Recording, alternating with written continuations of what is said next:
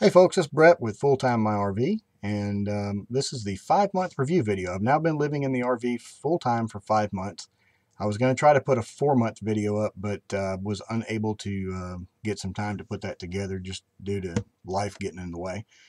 Um, I want to thank everybody. One of the best things that's happened since I've been involved in this is the YouTube experience of the questions that you all have been sending me, whether they've been posted beneath the video or whether you're just sending them to the comment box. And I've tried to answer everybody's questions. If I've missed your question, shoot me an email, and I will be sure to get back with you as soon as I can. I do a lot of research, so if you any questions that you have that comes up on living in an RV that maybe I haven't addressed in one of my videos, do me a favor, shoot me a question. This is how I start deciding what content to make in the future. And a lot of what's in this video is come from comments and questions that I've had. And in this video, I'm going to talk about some of the good things that I've had experienced since living in the RV full time, as well as the challenges. I've had a few different people say, "Hey, it can't all be, just perfect all the time. Give us some of what are some of the challenges and things that we can do to overcome those challenges." And and then at the end of the video, I'm going to give you an answer to a question somebody gave me about how to best use the hot water heater as well, and also how to keep a lot of water from going in your gray water tanks when you take showers. Some of the good stuff for me, and this may not be the same for you, but I'm saving about $400 a month when you add in the difference in the amount that I was paying for rent and utilities, and about another $200 a month in commute. Now, you may not run into the same situation. I'm in a unique situation. I work for a state. We have staff housing for the entity of the state government that I work for here. And so I'm literally 300 yards from work. That sometimes is a bad thing, sometimes is a good thing, but it's only costing me $50 a month, and that covers the slip rental, the trash, water, and sewer. So you may find that your expenses are going to be a little bit higher than that. I also was able to get my camper for a very good price, which was $16,900. My payment on that's about $291 a month. So based off that $760 that I was paying for the rent of that condo, this has been a whole lot better fit for me. The second thing that's been good is I've really and truly been comfortable, and mostly it's because I bought a Four Seasons coach. And what that basically means is that my RV is insulated at a very high standard, which helps in the summertime to keep me from having to run both AC units. I've only had to run the one, so that's saved me electric bill. My electric bill last month, or the highest electric bill I've had, was $75. Last month's electric bill was $45 because I'm not running the AC as much because it's a lot cooler now. And that's about half of what I was paying in the months that were, and when I was living in the condo. The other nice thing about a Four Seasons coach is if you live in those northern climates, or even here in the south where it does tend to get below freezing every now and again, it's going to heat the undercarriage of your motor coach, which is where all of your pipes are at, so that they don't freeze. I also recommend buying the water line that I've recommended for you in the RV gadgets column. That water line that comes in, you want to spend good money on that. You don't want to go buy the cheap one because one, it'll leak, two, it's made of inferior grade plastics, which means that they'll degrade over time, and three, if you should happen to have a cold night and you didn't get a chance to put a blanket insulation over those pipes, a lot less opportunity that pipe is going to break if it should freeze. Another good reason is that it helps you with the air temperature in the house. You're not having to run you're not running all the gas out of your LP bottles, or you're spending a bunch of money on electricity trying to keep your coach comfortable. And for me, this has been very comfortable.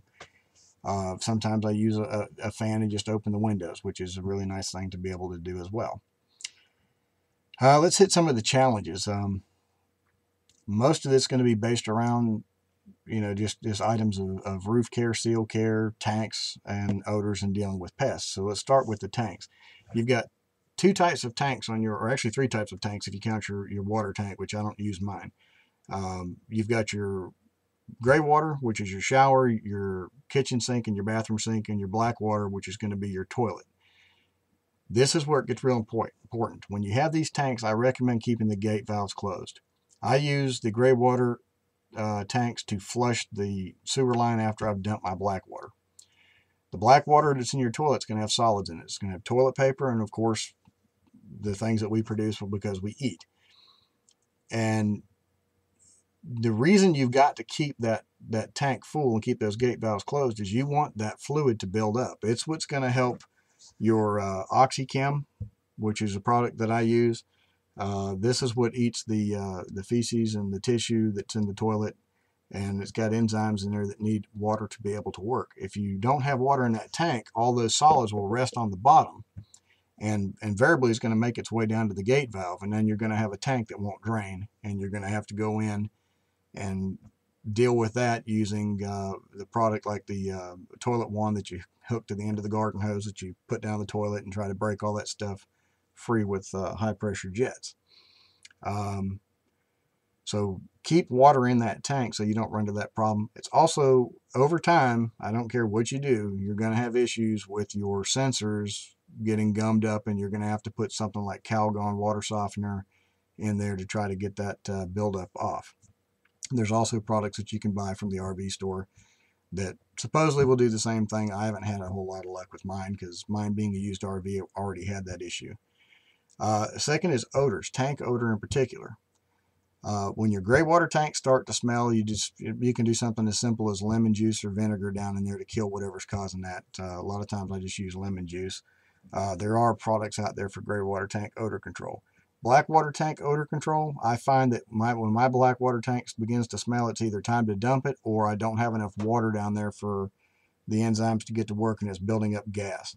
And every now and again, if you got to keep those seals in that toilet lubricated regularly. And a quick tip here: use Dawn dish detergent, does a great job of that. But still, whenever you flush that toilet, you'll have some of that odor coming up. If you're using your bathroom vent, do not have it on when you first flush the toilet, because it's going to suck all the air out of the tank into the bathroom, and you're going to smell it before it comes out the roof. I recommend flushing it, turn the thing on after the gate valve on the toilet's closed, and go on about your business and let it pull any of the additional odors out of the bathroom, but close that bathroom door. Another item that you can use is Campco has a RV toilet treatment. This is supposed to do the same thing that does, or that the OxyChem does, but what I do find is that this will help keep the odors at bay if you just put a tad bit in behind the OxyChem. I like the OxyChem because I've noticed that, and I did do the checking just because I'm kind of a pain in the butt that way. I checked, and this is doing a good job of getting the solids dissolved and out of my tank. So those are two pretty good products. You can pick both of them up at Walmart or your camper store. Pest control. The best way to affect pest control is to be proactive. A lot of people, my neighbor included, have been having ant problems. I've lived in here 5 months, haven't seen one ant in the RV yet. And the reason being is I use 7 Dust, and I go out, and anything that's on the camper that is in contact with the ground, I pour a line of that powder around it. And it's pretty hardy. The rainwater doesn't necessarily wash it away, but about every other month I go out and reapply, around the tires, the jack stands, any cables that are coming into the ground. And ants won't cross 7 Dust. They don't like it. They won't cross it. So that helps keep the ants out. Another pest issue that you'll deal with is spiders, and they'll be all around your camper. Just get the basic spider spray and spray quite regularly with that. And a lot of people aren't aware of this, but there's a certain breed of spider, I don't know the name of it, but it loves liquid propane. The smell of liquid propane attracts these spiders, and they will set up in your furnace and in your hot water heater if you're using LP for that, and it actually gets in to the combustion chambers and will clog those tubes up with their nests and things of that sort that they build, and then you've got to go and clean them with a little wire that you can pretty much use anything. There's some videos on YouTube that'll actually show you how to do that. But by spraying for those spiders in advance and making sure you keep those at bay, that's going to save you a lot of trouble in the long run. And the next item is roof and seal care. Most roofs are the rubber membrane roofs, and you've got to, twice a year, you need to clean that and recondition that rubber roof. If you do that, your roof is going to last a whole lot longer before you have to do a scrape and reseal. the best time to do that, I do it going from summer into fall, and I'll do it again from spring into summer. So that's my twice a year, my every 6 months of doing the roof. And at the same time, I go in and re-lube all the seals on the slide outs. As long as you do that, that should help you with water intrusion. Now for the last part of it, because I know this video is getting long, somebody asked me a question about, should I leave my hot water on all day? And the answer to that's going to be, it depends upon you. If you want hot water when you want hot water, then you can leave that hot water heater on all day. It's only going to use electricity or LP to keep the water tank at a certain temperature. Unless it's really cold outside, it's not going to be running all the time. I turn mine off after I'm done with my water usage. When I get up in the morning, I flip the hot water heater on, I go sit down, look at the news, drink some coffee. Then I turn around and go in and take my shower, and when I'm done, I turn it off. If I'm going to be washing pots and pans or cooking, I turn that thing on about 15 minutes before I decide to go in and start cooking. So really it's dependent upon you.